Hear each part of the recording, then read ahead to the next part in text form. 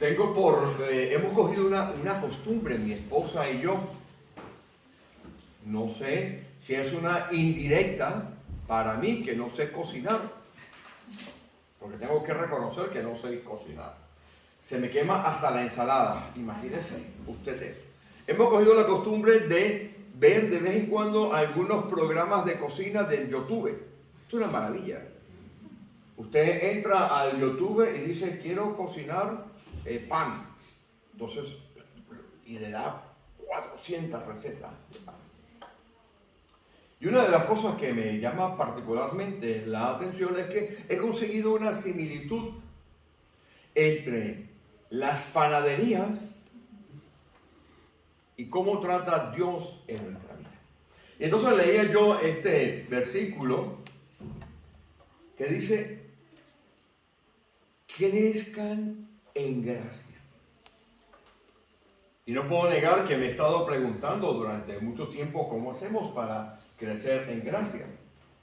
Porque pareciera que es algo, según nos cuenta este apóstol, y tengo que decirle que este apóstol experimentó también la gracia de Dios de una manera increíble y cercana. ¿Cómo hacemos nosotros para crecer en gracia?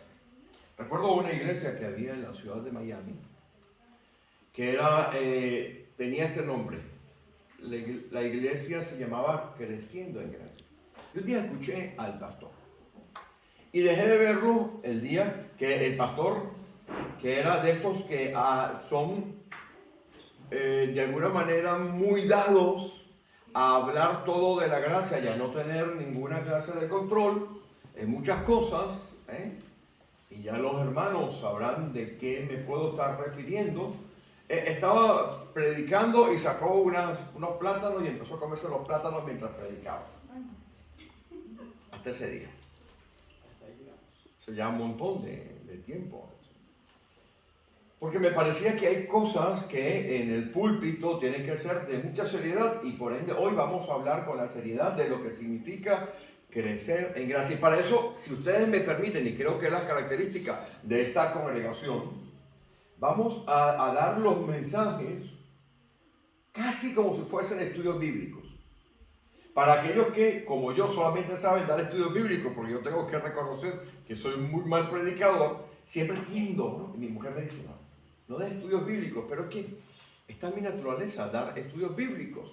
Entonces vamos a darlo casi como si fuese un estudio bíblico, y yo les pido a los hermanos que quieran que saquen libreta, porque vamos a dar algunos conceptos. El primer concepto que vamos a estar estudiando hoy, que tiene que ver con crecer en la gracia, es el concepto de la madurez espiritual. El concepto de la madurez espiritual es un concepto bastante complicado de poder explicar, porque la palabra maduro siempre está en nuestro vocabulario. Usted escucha que dicen, ese niño o esa niña es muy maduro o muy madura para su edad. O también se utiliza cuando usted va a buscar un aguacate. Yo creo que no hay nada más complicado que saber cuando un aguacate o un melón está maduro. Uno siempre se equivoca, ¿verdad?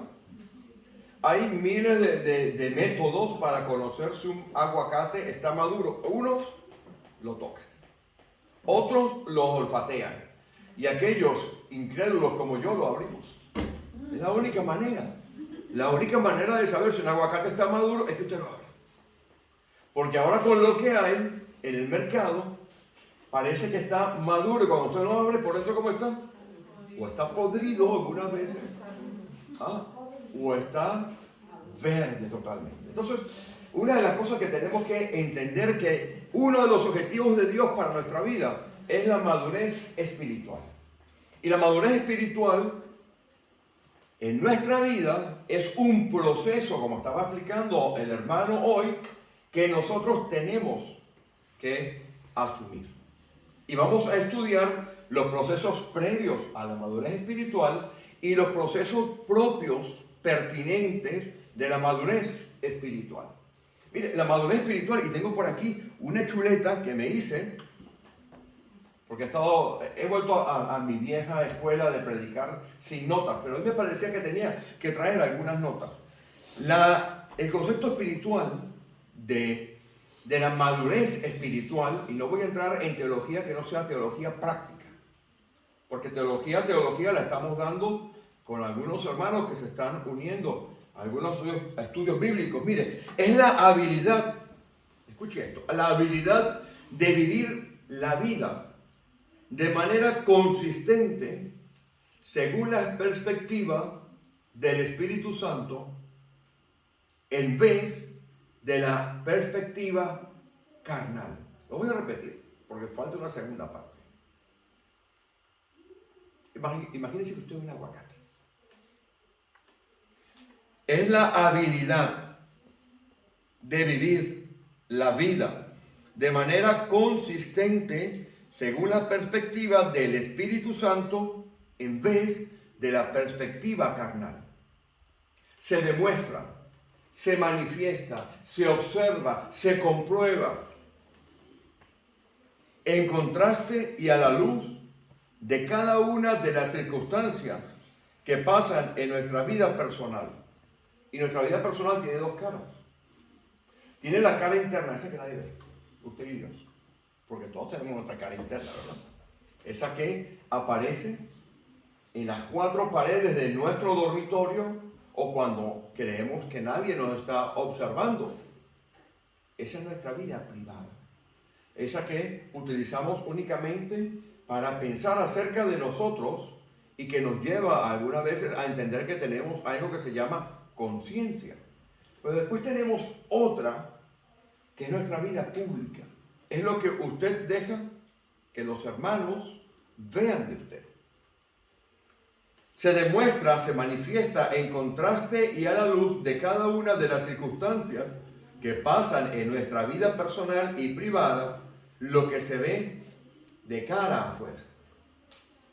Mire, la madurez espiritual no es algo automático que usted tiene cuando Dios viene a su vida y usted pasa de ser una persona que no conoce a Dios a una persona que es conocida por Dios. Así dice la Escritura, siendo más bien conocidos por Dios. Tampoco es algo que usted adquiere por pasar muchos años yendo a una congregación, porque le puedo asegurar que hay personas que pasan muchos años en una congregación y responden a las circunstancias de la vida de una manera que no llega a lo que el concepto de alguien maduro puede tener en la cabeza de que debe responder. ¿Sabe cómo lo llama Pablo? Niños en Cristo. Los que estudian la Escritura dicen que más o menos después de 5 años de asistir a una iglesia, usted debería empezar a mostrar signos de madurez. Y usted me pregunta, pastor, ¿por qué? Porque es el tiempo mínimo que hay desde el momento en que Pablo escribe la carta a los Corintios y la fecha en que él fue. Entonces, algunos dicen que al cabo de 5 años empieza a haber esa madurez espiritual. La madurez espiritual tampoco es someterse a los ritos y a la religiosidad de una iglesia. Al contrario, los ritos y la religiosidad de una iglesia puede impedirle a usted ser maduro o madura. Hay que tener cuidado ahora, hay que hablar, como decíamos ayer, ¿verdad? Que nos están cambiando el lenguaje. Maduro o maduro. Yo voy a usar lo que se ha usado toda la vida. Maduro. El genitivo, ¿no? El de masculino. Que vale para las mujeres también, según las características propias de nuestro lenguaje. Entonces, eso, la que usted alcance la madurez espiritual es uno de los objetivos de Dios. Dios tiene un objetivo. Y usted tiene que pasar por una serie de pasos antes de que Dios empiece a trabajar en su vida para esto que se llama la madurez espiritual, que algunas veces se parece mucho a lo que es la santificación. Estaba usted hablando hoy sobre el proceso de santificación. Y para eso vamos a ver cuál es el objetivo de Dios en nuestra vida. Creciendo en gracia, no lo olviden. Vayan a Efesios capítulo 4. Mire el objetivo de Dios. El versículo 13. Efesios capítulo 4, versículo 13. Ese es el objetivo de Dios. Hasta que todos lleguemos a la unidad de la fe y del conocimiento del Hijo de Dios, a un varón perfecto, a la medida de la estatura de la plenitud de Cristo. Ese es el objetivo. Cuando usted va a un trabajo, usted negocia el sueldo, ¿verdad? Si le sirve el sueldo, si le sirve el horario, si esto, entonces le dice, usted tiene que hacer esto. Estos son los objetivos de su trabajo. Repita el objetivo, por favor. El versículo 13. Es el objetivo de Dios. Vamos a ver si es posible o es imposible. ¿Cómo hacemos para llegar allí? ¿De dónde venimos y qué tenemos que hacer? Repítalo, mi hermano, por favor.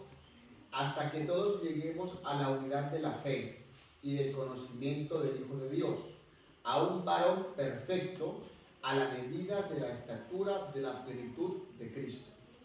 Complicado, ¿no? Dios quiere que usted sea como Jesucristo. ¿Hablaba usted esta mañana? Parece misión imposible. Parece extraordinariamente difícil.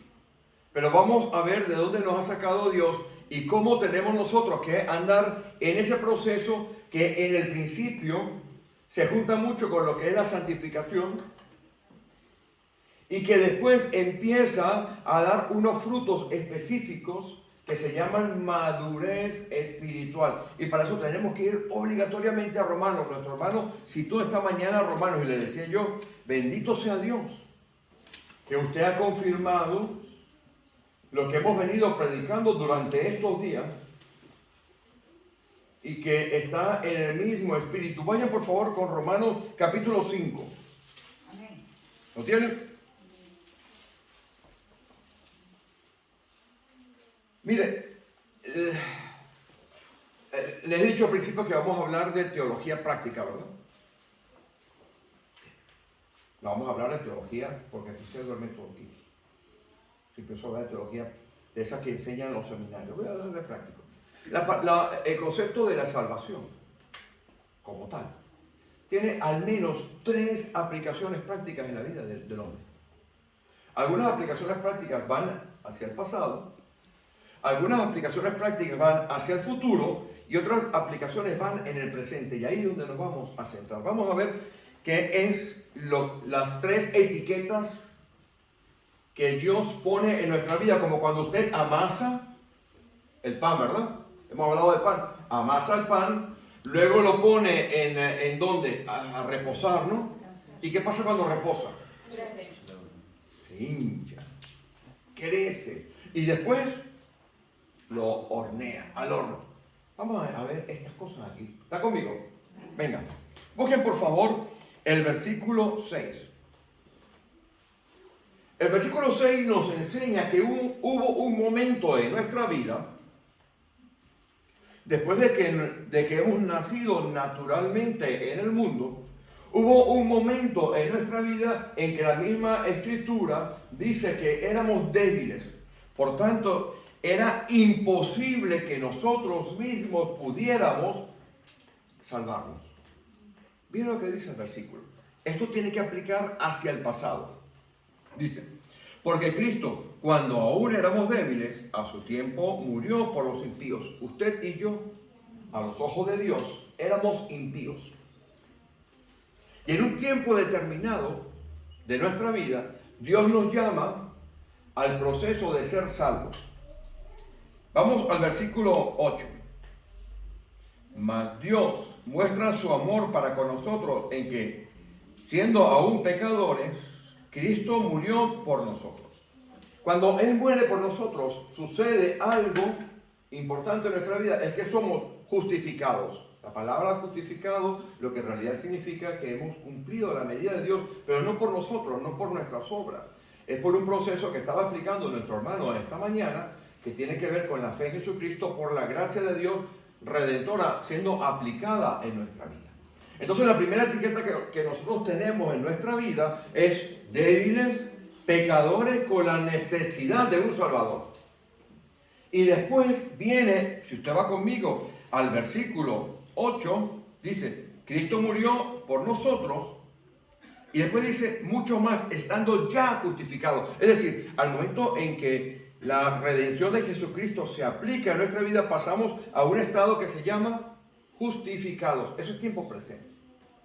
Actúa sobre el pasado nuestro porque nos coloca y nos reconcilia, nos pone en paz con Dios. Como dice el versículo 1, justificados pues por fe. Tenemos paz para con Dios por medio de nuestro Señor Jesucristo. Vuelvo al versículo 9. Una vez que usted está justificado, hay otro proceso que opera en su vida. Esto usted no lo ve. Los que estudian teología lo llaman orden salutis, el orden de la salvación. Usted es salvo de la ira. ¿Qué ira?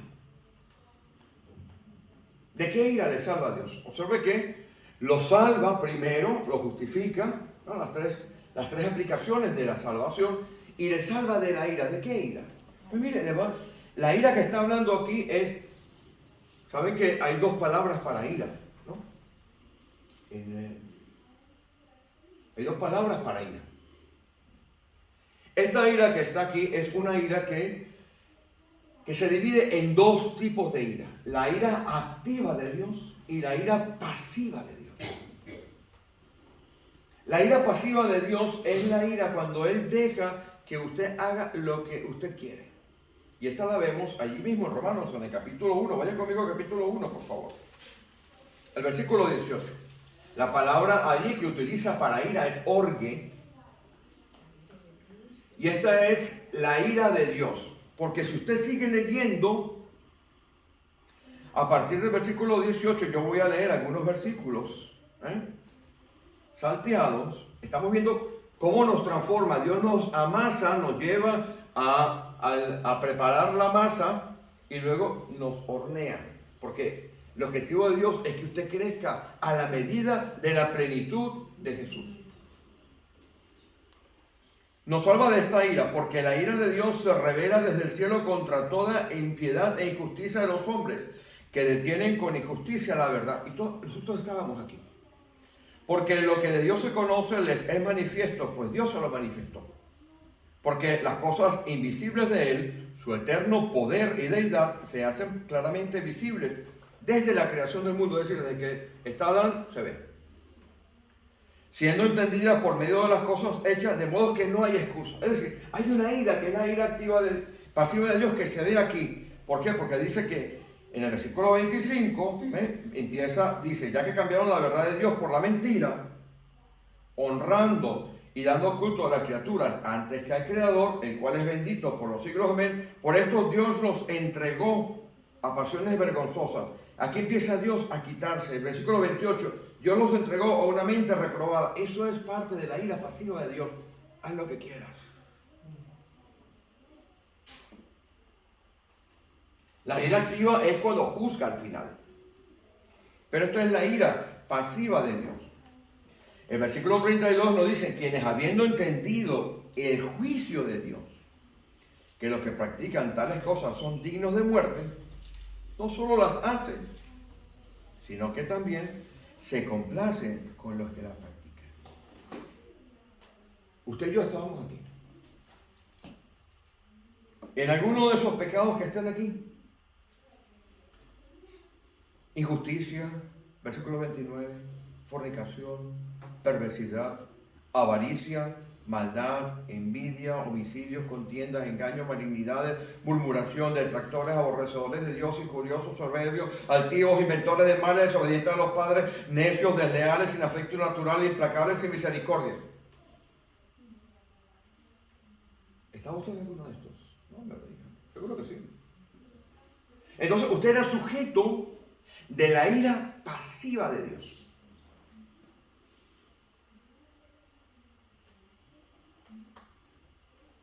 La ira activa de Dios es la que usted va a experimentar cuando venga y estemos delante del tribunal de Cristo. Y ahí, si usted no ha sido rescatado por Dios, usted entonces experimenta la otra ira de Dios, la ira activa. Va conmigo la idea, ¿no?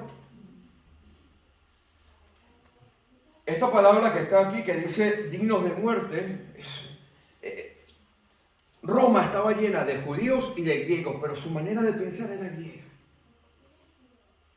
El que la estuviera leyendo en aquellas fechas fliparía. Porque para el pensamiento griego y para el pensamiento romano había como 3 niveles donde iban a parar los muertos. Había un nivel más bajo que sería el equivalente a lo que usted y yo hemos escuchado en la Iglesia Católica como el infierno. ¿No han escuchado hablar del infierno en la Iglesia Católica? El infierno de la Iglesia Católica, o el concepto del infierno de la Iglesia Católica, puede diferir del concepto de infierno que tiene el cristianismo protestante. El concepto de la Iglesia Católica viene del Tártaros, del Tártaros, que era el lugar en el cual los muertos que eran verdaderamente malos, perversos, iban a parar. Era un lugar oscuro, sombrío, donde la gente estaba allí en completa oscuridad. Más o menos lo que Dios dice cuando dice que a los espíritus, aquellos que se rebelaron, a los ángeles, los metió en prisiones de oscuridad. ¿Has escuchado esa parte que está en Pedro? Este es el concepto. Recuerda que esta carta está dirigida a judíos que hablaban griego, que pensaban como griego, y está dirigida también a judíos que conocían los conceptos griegos, aunque eran judíos practicantes. Esto está en Roma. Para terminar la idea, los romanos y los griegos tenían otro concepto que estaba, vamos a decir, en el piso superior. O sea, aquí tenemos, por ejemplo, que el Tártaros es la morada de los muertos, de los condenados, los verdaderamente malos que están abajo, que se nos parece un poco al infierno católico. Después había uno un poquito más arriba, del cual, y esto es cultura teológica, del cual en algún momento salió una idea de algo que se llamaba purgatorio. ¿Quién ha escuchado hablar aquí del purgatorio? Todos lo hemos escuchado hablar del purgatorio, ¿verdad? Yo recuerdo que de pequeño, ¿no? Fallecía alguien en la calle donde yo vivía y bueno, había que hacer una cosa que llamaba el novenario. Un montón de horas y tal, y entonces, porque había que asegurarse que por lo menos lo pasaba del infierno para el purgatorio. Bueno, en la segunda parte de aquí donde dice dignos de muerte, la otra parte se llamaba el Asfodel. El Asfodel era un lugar donde era más o menos lo que es el purgatorio ahora. Era un lugar sombrío, no era tan malo como aquel. El Tártaros. Le estoy explicando lo que entendían estos griegos, estos judíos, porque esto es fundamental para que nosotros entendamos lo que Dios ha hecho con nosotros y por qué es necesario la madurez espiritual. Entonces, los que estaban allí en el Asfodel, es un lugar intermedio, no eran tan maltratados como los de abajo, pero no estaban tampoco en el lugar de arriba que se llamaba el Eliseo. ¿Has escuchado alguna vez los campos elíseos allá en París? Están ahí frente a la Torre Eiffel, esa zona. Bueno, eso era un lugar de flores, así como esa imagen que algunas veces tenemos, ¿no? Del cielo. Usted ha visto por ahí, no, que yo me morí, resucité y tal, y vi unos colores espectaculares. ¿No lo ha visto? Todos lo hemos visto. Usted y yo, según el concepto que está tratando de transmitir el apóstol Pablo, que de este tema sabía, estábamos destinados al Tártaro. Esa era la etiqueta. Usted tenía una etiqueta, como en esas cosas de guerra, ¿no? Que están los heridos, entonces van los médicos y les ponen un color, este se va. Le ponen otro color, este mándamelo por urgencia. Y este lo puedo ver después. Usted tenía una etiqueta. La etiqueta suya decía Tártaros. Regresamos al capítulo 5. Entonces, ya en el versículo 9, no solamente nos salva de esa ira pasiva, sino que nos está salvando de la ira futura. Esa ira que se va a manifestar, ¿cuándo? La hemos visto en Mateo, la hemos leído en Mateo, la sabemos de memoria cuando sabemos que va a haber un juicio. Usted y yo vamos a pasar por juicio. Lo que pasa es que a usted le han puesto una etiqueta encima que dice justificado, redimido. Usted pasa como cuando, ¿quién ha jugado Monopolio aquí? Que lo sacan de la cárcel y da la vuelta así completa y compra todas las propiedades y los hoteles y todo. Bueno, usted está haciendo eso. Eso es lo que ha hecho Dios por usted. Pero miren lo que sigue haciendo. Mucho más, el versículo 9, una vez justificados, nos salva de la ira. Ya lo tenemos claro. Porque si siendo enemigos fuimos reconciliados con Dios por la muerte de su Hijo, aquí está el segundo mucho más. Este capítulo tiene 4 mucho más, pero no lo vamos a leer todo. Mucho más, estando reconciliados, decía el hermano esta mañana de la resurrección, seremos salvos, y le preguntaba a la hermana Blanca, ¿no? Seremos salvos por su vida. Ahora, observe que nos salva de la ira, seremos salvos de la ira, soteros de la ira y soteros por su vida. Futuro, pasado y el presente. ¿Qué pasa en el presente? ¿Cuál es la razón por la cual usted, cuando se convierte, no viene Dios? Dice, para casa.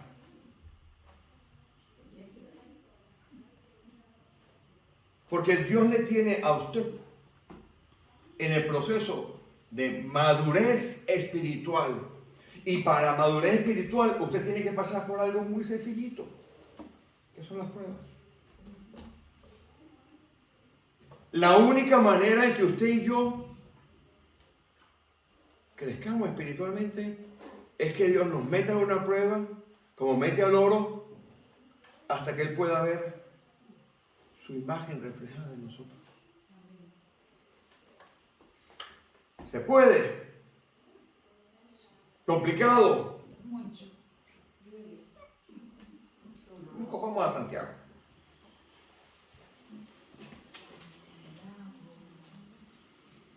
El objetivo de Dios es que usted crezca, como hemos leído en Efesios 4:13, a la unidad de la fe y del conocimiento del Hijo de Dios, a un varón perfecto. Si usted no pudiera, esto no estaría aquí.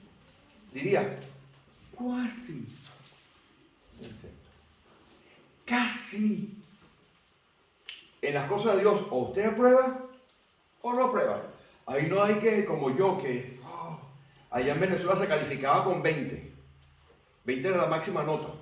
Cuando usted iba a hacer un examen, usted, 20 era matrícula de honor. Yo le decía a mi mamá, y se aprobaba con 10. Y yo le decía a mi mamá y a mi papá, 10 es 10, lo demás es lujo. Es decir, aprobaba con 10 allí. Rogándole a las profesoras, a los profesores, comprándole. Usted se acuerda cuando se aprobaba con 20, ¿no? Comprándole caramelitos. Ay, profesor. Yo les decía, o usted aprueba, y si usted no aprueba, en otras circunstancias, Dios le volverá a meter en la prueba. Porque su objetivo es que usted crezca espiritualmente. Por ende, la madurez espiritual no se gana porque usted pase muchos años en una iglesia. No se gana porque usted cumpla los ritos de una congregación. No. Al contrario, eso le puede impedir a usted ser absolutamente libre para alcanzar los objetivos que Dios tiene planeados para usted. Porque es muy sencillo, mire, en un momento determinado de la historia, Padre, Hijo, Espíritu Santo, pensaba en usted. ¿Usted cree que usted hubiera nacido si usted no hubiera sido primero engendrado en la mente de Dios? ¿Tendría aquí mi hermano Gabriel? ¿Estaría este guapetón que está aquí? No. En un momento de la eternidad eterna allá que usted y yo no podemos entender, Padre, Hijo y Espíritu Santo pensaron en todas las cosas. Y dijeron, el 3 de septiembre del año 62, van a ser este muchacho. Yo soy mi madre como un vehículo. Y me tenía a mí, y como le tiene a usted, preparado algunas cosas. Ojo, dice la Escritura, cosas que ojo no vio. ¿Cómo dice? A ver, ¿quién me lo lee? Pero completo. ¿Quién me lo recita? Completo no sé. La otra parte del versículo que nos olvidamos dice, pero Dios se los ha revelado a los que le aman. Por ende, usted sabe, puede saber cuál es el propósito de Dios en su vida. Solamente tiene que buscarlo. Ahora, observe cómo hace Dios. Y vamos a Santiago, en el capítulo 1. Esto es una maravilla. Santiago, en el capítulo 1, nos está dando los pasos. Voy a abreviar por hora, Yo les puedo pasar después algunos versículos, pero voy a abreviar. Usted ya ha sido en el pasado justificado, en el presente, que también va en el futuro, salvado de la ira, que también va en el pasado, y en el futuro usted va a estar vivo con Cristo, allá arriba. También está en el presente, porque dice que usted está sentado, usted no está sentado aquí, allá arriba. Pero nos olvidamos de eso. ¿Dónde vivimos? Mire, en mi país, seguro que en el suyo, la gente ponía un negocio abajo y la casa estaba arriba. Vivían arriba y trabajaban abajo. Pues igual con usted. Ese fue el propósito que ha venido a España. Hacer un negocio abajo y vivir. Pues ya lo tiene, el negocio de Dios. Usted está arriba viviendo a la vez que trabaja abajo. Y si esto no lo entendemos, vamos a fallar todas las pruebas. Y Dios va a seguir. Porque como Dios quiere que usted crezca, cuando usted no crece, entonces Él en cualquier circunstancia diferente, en cualquier momento diferente, en cualquier lugar diferente, Él la vuelve a someter a la misma prueba para que usted pase. Se lo voy a mostrar en Santiago. Ven conmigo. Vamos al versículo 2 del capítulo 1. 2 de 1. Sí. Esto también está, el equivalente está en Romanos capítulo 5. Pues no lo vamos a ver, vamos a centrarnos aquí, por efecto de tiempo. Dice, hermanos míos, tened por sumo gozo, subraye, ponga amarillo, rojo, ¿cuándo? Ahí no dice un condicional, sí algún día. Usted ve un condicional, ¿cómo dice su Biblia? Lleve esas pruebas. Le va a llegar, le va a llegar. Dice, tener por sumo gozo. Mire, gozo es algo interno. No es alegría. La alegría es algo externo. Bueno, ya lo hemos explicado algunas veces. La alegría es algo externo. La alegría es emocional. La alegría cambia. La alegría es como cuando usted lleva a un niño, usted dice a un niño, vamos a ir al parque de McDonald's. Salta de alegría, pero no tiene gozo. El gozo es algo interno que tiene que ver con la madurez espiritual, porque la madurez espiritual es que usted entienda la vida, las circunstancias, desde el punto de vista espiritual y no desde el punto de vista de la carne. Le vuelvo a leer, es la habilidad de vivir la vida de manera consistente, constante, perpetua, todo el tiempo, según la perspectiva del Espíritu Santo y no según la perspectiva de la carne.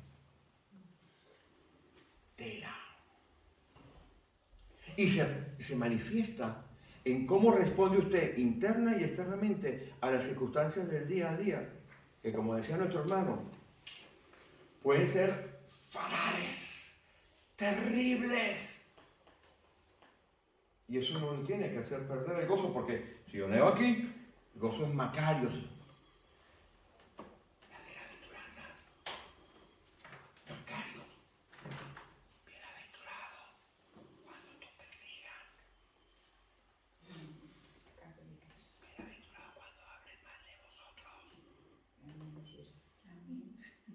Si yo empiezo a hablar mal de él, ¿usted se va a contentar? No. Usted tiene que estar... Bueno, si yo hablo mal de usted me tiene que echar de la iglesia. Primero. Pero fíjense lo que dice este hombre. Dice, este es hermano del Señor Jesús, cuidado. Este sabe de qué habla. Además que está el Espíritu Santo aquí. Tengan sumo gozo cuando estéis, ¿en cuántas pruebas? Diversas. Y voy a explicar por qué. Dios te está amasando. ¿Se acuerdan del pan? Esas galletas tan ricas que preparó nuestra hermana Erika para... Que por cierto nos tiene que dar usted la receta porque está espectacular. Borre eso, ahí se lo borra. Espectacular. Imagínense, ¿se lo están pidiendo? Imagínate que... Mira que yo, mi mujer me está poniendo a aprender a cocinar en el YouTube, el cual la consigo. Pues si ella hubiera mandado la harina por un lado, los huevos por otro, el azúcar por otro, usted sabría cómo hacerlo. El resultado no sería igual. Usted, los mismos ingredientes se los puede comer. Pero cuando usted entra en la masa de Dios, Él sabe colocar las cosas y a veces duele. El 99% de las veces duele porque Él quiere verse reflejado en usted. Porque Él quiere que usted sea como Él. Lo hemos leído, mi Biblia está en Efesios 4:3. Entonces el versículo 3 me dice que esa prueba yo tengo que saber conocer, entender. Hay algunas palabras para conocer. Esta en este caso que aparece aquí, y tengo que decirles para los que están estudiando teología, que el griego más perfecto de toda nuestra escritura aparece en esta carta de Santiago. No querían muchos de ellos aceptarla porque decían, a ver, si este es el hermano de un carpintero, ¿cómo va a saber este griego? Pues mire, lo escribió en un griego perfecto y la palabra que está allí, ginosko, significa un conocimiento práctico. Hay dos palabras para conocer en el griego y una es gnosis y epignosis y otro ginosko. La epignosis es el conocimiento profundo relacional dado por mucho tiempo. Yo lo he dicho algunas veces que tiene mi esposa de mí. Ella sabe a cuál hora me da hambre y a cuál yogur voy a meterle el diente. Y antes de que yo abra el frigorífico y apenas esté saliendo el pensamiento de mi boca y que me vaya a levantar yo de mi escritorio, me dice, no vayas a comer. Epignosis.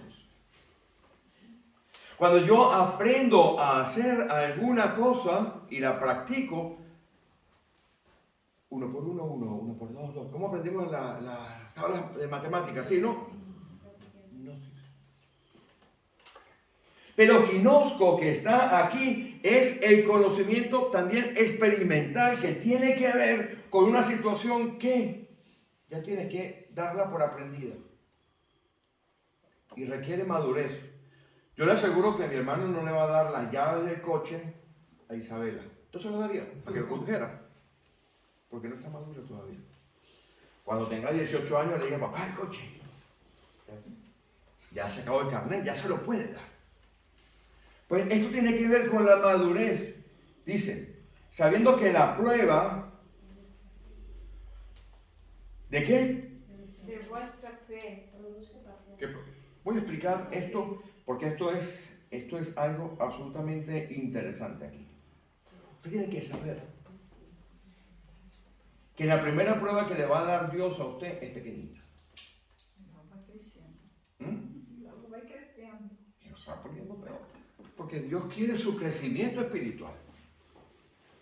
Lo que nosotros sabemos lo que queremos graduarnos sin ir a la universidad. Decimos que las mejores universidades del mundo son los aviones de nuestros países. ¿Han escuchado eso? Porque nos montamos en nuestros aviones y allá teníamos un negocio de hacer galletas. Y cuando llegamos aquí, a 10 horas, ¿y usted qué? Yo soy ingeniero. ¿Y usted? Abogado. Muéstrame el título. ¿Entiende el chiste, no? Queremos obtener el título sin pasar por las pruebas. Y Dios no quiere eso. Dios quiere que usted tenga una medida de fe determinada, una estatura determinada, para que Él pueda utilizar todas sus capacidades y todos sus dones en el crecimiento de la obra. Y si usted no pasa la prueba, la va a repetir. Como esos hermanos que van a sacarse el carnet de conducir. ¿No? Y fallan 7, 8, 10 veces. Por ahí hay miradas cómplices. Entonces, observe esto. La prueba, ¿qué es la prueba? Hay dos palabras para prueba y para paciencia que están aquí. Se leen mucho mejor porque las tiene muy explicadas en Romanos capítulo 5. Una es doquime. Y miren, si usted entra al correo oficial de esta congregación, de la Tudela, se llama Red de Iglesias Doquime. Ese es nuestro correo oficial. Tenemos la Iglesia Tudela. Pero nuestro correo oficial es Red de Iglesias Doquime, porque doquime significa la virtud de que usted es sometido a una prueba y usted aprueba. Nosotros queremos, mi mujer y yo, que cada uno de ustedes, cuando sea sometido a la prueba, apruebe. Aquellos que han recibido de parte del pastor un enlace, busquen un libro que se llama Palabras Griegas del Nuevo Testamento, que lo tienen allí, de Barclay. Y busquen la palabra doquime y lo verán. Dice, en el griego original significa la virtud varonil, significa que usted es probado y aprobado y mejorado.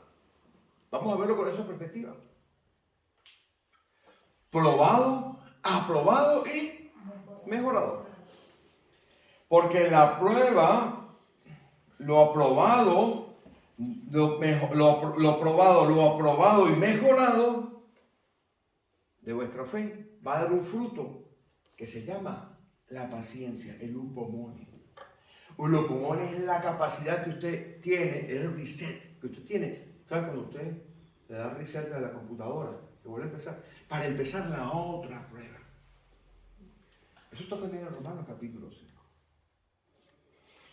Pero observa esto. El versículo 5, el capítulo 5 que estoy nombrando es capítulo 5 Romanos versículo 11. Pero el capítulo 5 responde a cuando usted dice, Señor, ¿por qué esta prueba? Fíjense que habla de sabiduría, que tiene que ver la sabiduría aquí. Si me estás dando leña por todos lados, ¿por qué tiene la sabiduría? ¿Qué tiene que ver la palabra sabiduría? Vaya conmigo. ¿Lo lee? Dice, si alguno de vosotros tiene falta de sabiduría, ¿esto qué es? No tiene nada que ver con el texto anterior.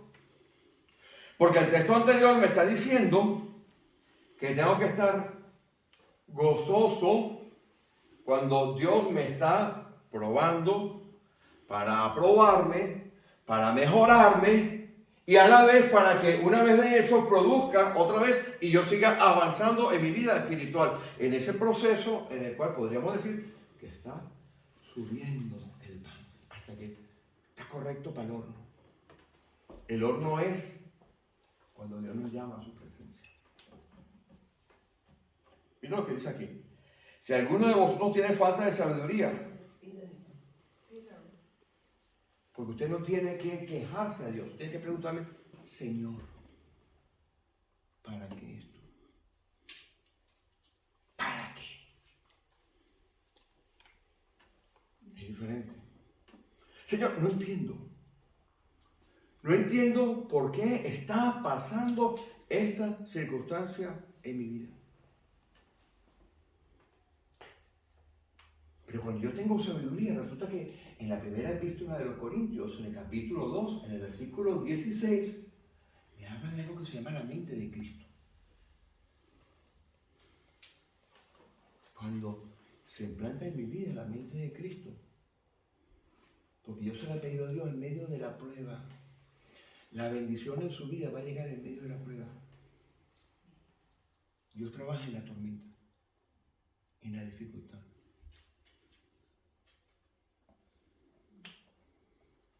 Tiene falta de sabiduría, no sabe por qué está pasando las circunstancias. Pregúntaselo a Dios. ¿Y qué dice el versículo? Guardará todos abundantemente. Porque el objetivo es que usted cambie, que usted mejore. Ay, Señor, yo tengo 40 años en esta iglesia, bendito Dios. Pastor, mire, me voy. ¿Y por qué? Bueno, pastor, mire, ¿qué quiere que me tiene mire, que no salgo de una. Mi hermana, mi hermano, Dios está trabajando en ese negocio, Dios está trabajando en su vida. Él no quiere que usted se quede abajo en el kinder, Él quiere que usted funja completamente en el cuerpo de Cristo. Porque tengo que decirle algo, Dios no le va a dar a usted una responsabilidad en la iglesia si primero no lo prueba. Le puedo decir que en 40 años de ministerio ha pasado de todo. Porque hay algunos que abandonan. ¿Están en la prueba? Y abandonan. Me voy para el mundo. No, esto no me lo como dice la Argentina, esto no me lo va a escuchar. Pero cuando usted le pregunta a Dios, ¿qué está haciendo Dios con mi vida? Entonces recuérdese la pregunta trampa que le hizo el pastor. Yo hago preguntas trampas cuando lo bautizo a la gente.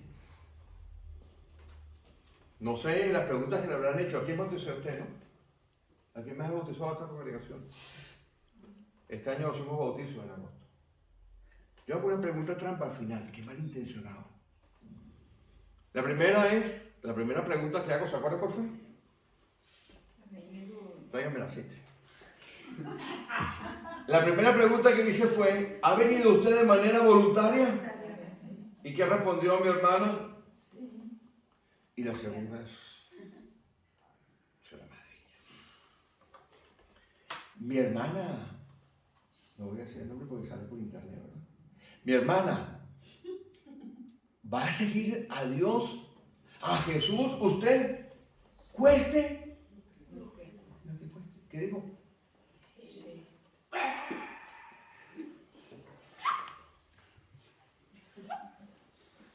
Ahí empieza la prueba de Dios.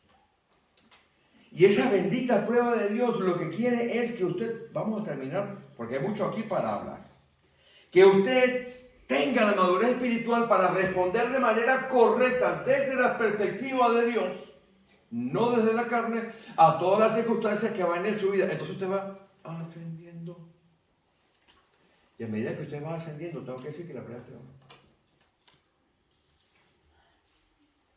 Pero me dice la Escritura que me tengo que gozar. Terminamos con Romanos, vayan conmigo, en el versículo 11 del capítulo 11 del 6 de Romanos. del capítulo 6.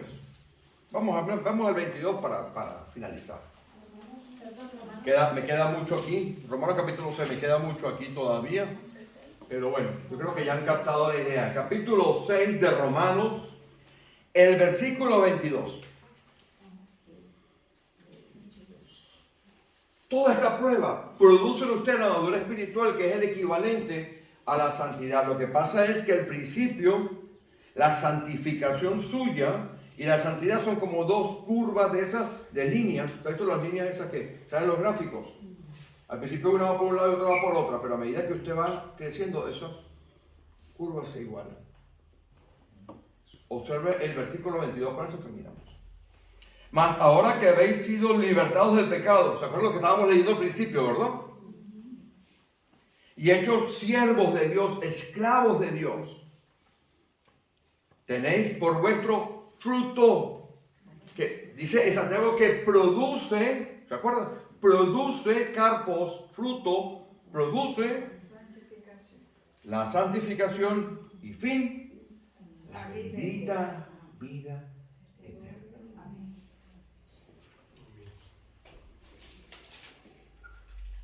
La oración de este pastor, de su esposa, por cada uno de ustedes,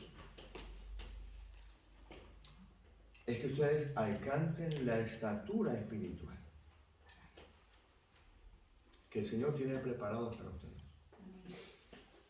Esa que dice en Efesios 4:13. Yo le animo que usted estudie el capítulo 5 de Romanos, el 6 de Romanos con mucho detalle, y vaya al capítulo 4 de Filipenses, y que también de Efesios, y que no deje de lado Filipenses capítulo 2. Porque dice, ocupaos, ¿se acuerdan? En vuestra salvación, ¿cómo dice? La madurez espiritual no se gana, no se obtiene sentado en una silla. La madurez espiritual se obtiene y se gana cuando usted le dice, Señor, aquí estoy. Haz conmigo lo que tú quieras.